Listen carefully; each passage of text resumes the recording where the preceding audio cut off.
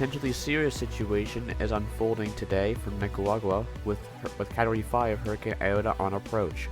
As of 2 p.m. Eastern Standard Time, November the 16th, it was located at 13.5 degrees north, 82.2 degrees west. The storm is moving west at 9 miles per hour right now. It's got winds of 160 miles per hour, that's 255 kilometers per hour, and a pressure of 918 millibars. Looking at the CDPS scale right now, it is a stage 9 on there for Puerto Cabezas, which is the landfall location forecasted by the National Hurricane Center. Stage 9 on the CDPS scale, where we could see 3 to 4 feet of rainfall in some locations of Central America. This is where the storm is located currently just offshore of the coast of Nicaragua. We'll be seeing landfall in around at 10 hours from now, around 11 p.m. Eastern Standard Time, and it will undoubtedly be a Category 5 or a high-end Category 4 landfall at this point. Right now, the storm is located only 88 miles away from Bilwi and Puerto Cabezas, 65 miles from Isla de Providencia, this is an island offshore, 92 miles away from Principalca, and 283 from the capital of Nicaragua, Managua. Looking at the watches and warnings right now, a hurricane warning is in effect for Providencia and from the Putaputuca, Honduras line, coastline I should say, to Sandy Bay, Sirpi, and Nicaragua.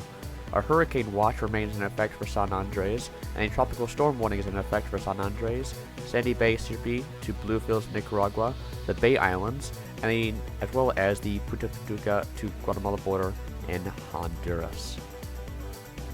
Looking at the latest intensity estimates right now, SATID and SATCOM interestingly going really high at this time, 175 miles an hour. AMSU's current estimate, believe it or not, is at 185 miles per hour.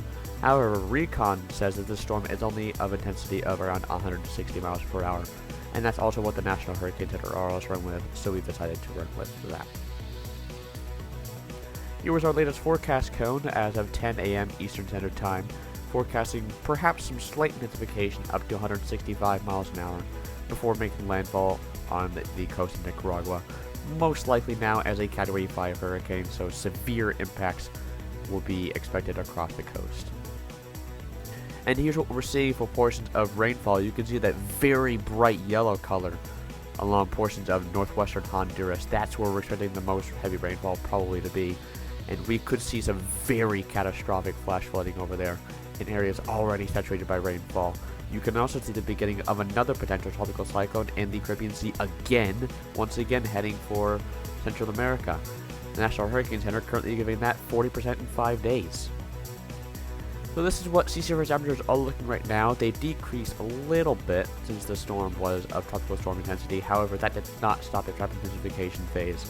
29 Celsius or so leading up towards its landfall.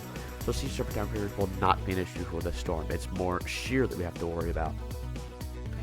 Looking at the model forecast right now, it's pretty certain that this storm is going to make landfall in Nicaragua right now.